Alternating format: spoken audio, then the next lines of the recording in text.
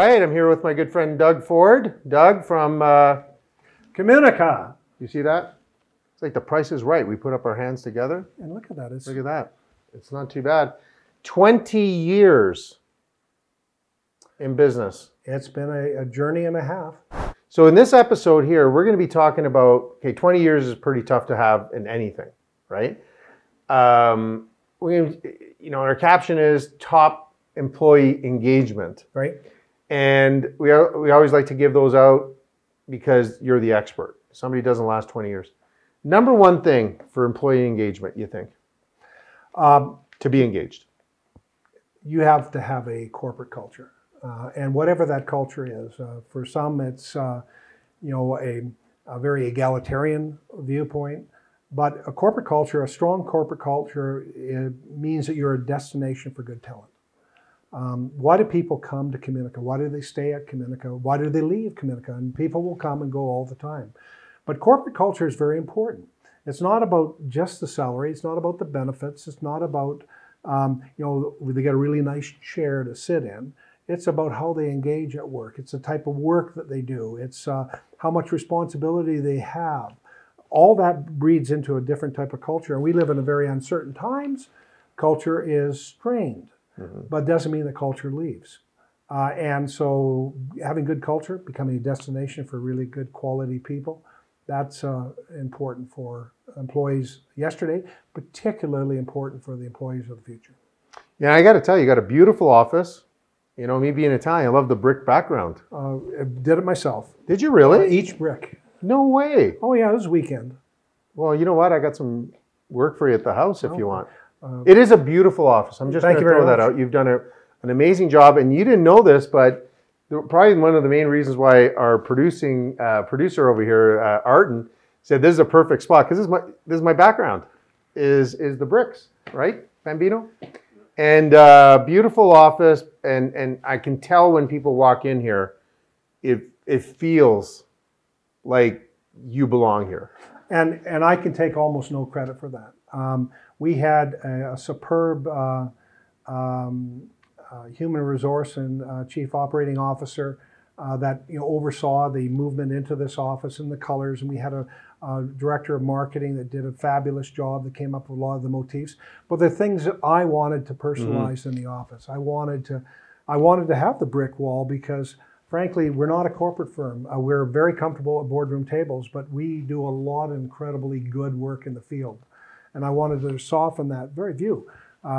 We have other attributes in the office in terms of the, even the kitchen area, the ability to sit down and on a Friday afternoon, perhaps sit down and have a Coca-Cola or occasional beer.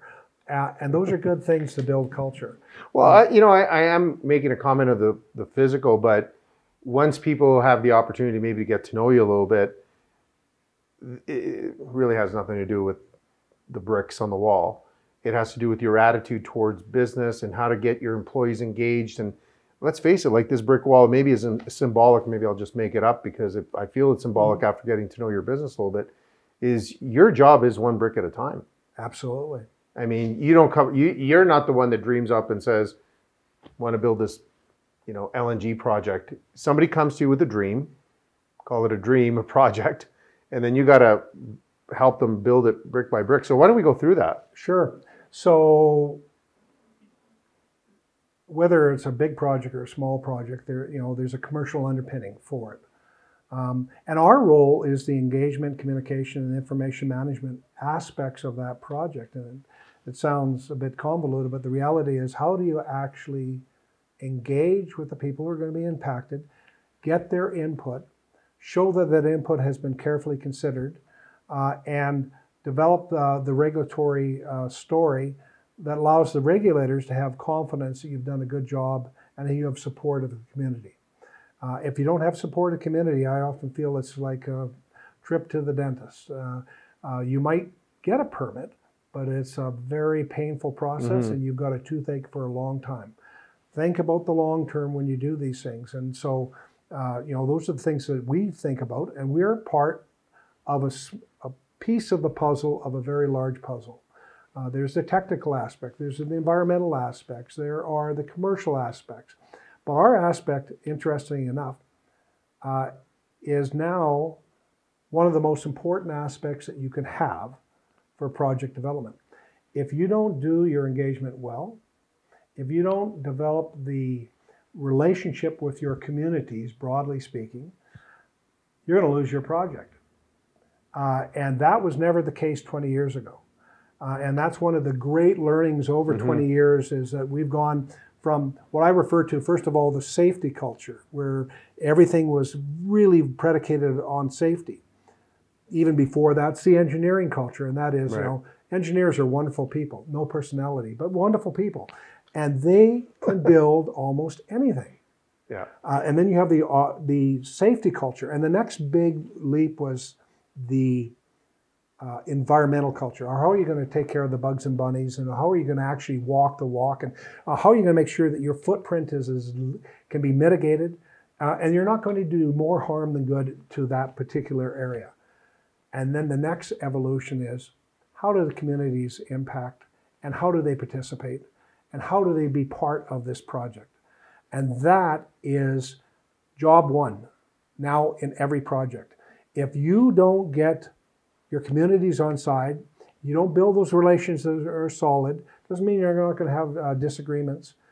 You're going to be at risk of losing your project. And that becomes the critical point to get the attention of senior management in these firms. It's all about risk. It's about how do you manage risk? How do you identify risk? Right. And how do you mitigate risk? And that's the beauty of the things that we do. We, meaning those people that are in engagement, and Communica specifically, we help you manage your risk. You know, it's important to note that you are an entrepreneur, because some people don't watch our first one, the second one, third one, you know, they drop in. To be all fair, you're missing out on a huge thing on our show, but... Oh, absolutely. It's reality. I can't imagine anyone not wanting to see episodes 1 to 10. Well, some binge watch us, just so that you know. So Doug, you know what? Let's face it, you're a very competitive person, and I know you're a very respectful person. Let's talk about why, you know, here's your competitive nature. What makes you different than the competitors? Why you and not them? Well, I think it's really important that you recognize that, first of all, your competitors have their own strengths and weaknesses, and I have a tremendous amount of respect for our competitors, and I think they have respect for Communica as well. But what makes us unique is, first of all, we're not just a corporate firm, and by that I mean we're very comfortable at a boardroom table, but we have a tremendous amount of experience in the field, walking into communities, talking to individual landowners, talking to Indigenous community leaders. That's a rare skill, and so that's really built up over time, our ability to walk with our clients into those communities and add value. The second thing is that we have some very unique services in Communica, particularly stakeholder information management. We formed stakeholder information management, gosh, over 10 years ago. How do you actually track all the contacts that you've had during project development and make sense of it? How do you bring order to the chaos? And we started very humbly, and we built up to have the most sophisticated information management approach in the market. We have an industry leading database called Iris, which is incredibly adaptable. And then we have a team, a network of people that's all they do, day in and day out. It's not done on the corner of the desk. It is what they do. And the end result is that information management allow you to make better resourcing decisions. Regulators ask proof of what you've done. And if you don't have proof, it was never done. And so the information management system now is such a critical aspect of successful project development, and we're industry leaders in that respect. And then we have that collection of people internally with incredible skill sets and capabilities, whether it is on engagement, Indigenous or public, whether it's in developing the communication collateral material that allow you to engage, the fact sheets, the bulletins, the storyboards. So we've done over 1,000 community meetings. Wow. From Montreal to Haida Gwaii in every conceivable venue. So between the focus on field work, the ability to do community meetings, and very importantly, the unique aspect of stakeholder information management, which we call SIM, those are unique aspects of Communica. You know, we can't lie to our viewers because people do watch us, right? In the last episode, we said we were going to have you share some stuff. It basically has to do with employee engagement to a certain extent, but you've had an interesting past. Mm-hmm. You pick and choose. It doesn't have to be risk mitigation or anything, but who you've actually worked for, with, that, you know, you might want to share. Well, you know, we tell stories here all the time. I didn't just wake up one morning and say that I'd like to have an engagement firm. Mm-hmm. There was a process that evolved for it. Prior to Communica, I was Doug the Energizer Bunny as a sole consultant. But prior to that, I had some interesting experiences in Edmonton, in particular with Peter POCKLINGTON and the Gainers meat processing facility, that at a very tender age of mid-20s, I was thrust into some of the most unique experiences you can imagine, whether it was the Gainers strike in 1986, which is arguably one of the most difficult labor strikes in the last 50 years. Or maybe so let me pause you for a second, because we do have viewers. I'm not just trying to be funny. Peter POCKLINGTON, give us some insight on what that is. Because not everybody's kind of like our age. Can you imagine a small town boy from Cranbrook riding a Learjet with Peter POCKLINGTON at the age of 26? It was, Dorothy, you're no longer in Kansas. Peter, a bit of a lovable rogue, has a quite interesting background of himself, a lot of notoriety at the time. It was heady, and I learned some stuff. I remember Peter saying to me, Doug, I have the same problems as you do, just different zeros. His zeros are a lot more than mine. And, you know, those little anecdotes that you remember in life. But, you know, when I started to work with Peter POCKLINGTON, it was because he was seeking a federal leadership of a federal party. And, you know, when that ended, there was not a lot of work available. And I had just had my first son, and there was not much work. And so I went to see Peter about getting a job. And he says, you know, things are tight. And for Peter, things were always tight. They're either very flush or very on the edge of the abyss. And he's close to the abyss at this time. He says, I can't really afford anybody like you, Doug. And I says, I'll tell you what, Peter, I'll work the first month free. And if you don't like me, you don't have to pay me. And if you do like me, you put me on salary. Done. Yeah. And so then I went down to the payphone. I'm dating myself, and I phoned my wife to say that I've got a job. Fantastic. Bad news. How much? You did what? Yeah. And we go back to the family support thing in the other episode, support right? And understanding. So she supported you. And so, you know, one of the things is I learned very quickly is that how you negotiate is how you negotiate. Mm-hmm. And if you want to give something away free, there will always be a taker. Well, you know, the one thing, every time you bring up Peter POCKLINGTON in your past, now on a serious note, is like, wow, here's one of the most, you know, famous people in Canada at the time, right? Mm-hmm. That trusted some young guy. That's number one. So we're going to park that. But what comes to mind, and you guys don't know this, a lot of you young guys don't know this, is I'm going to get into my Frank Costanza from Jerry Seinfeld. It's like, how can you trade Wayne Gretzky?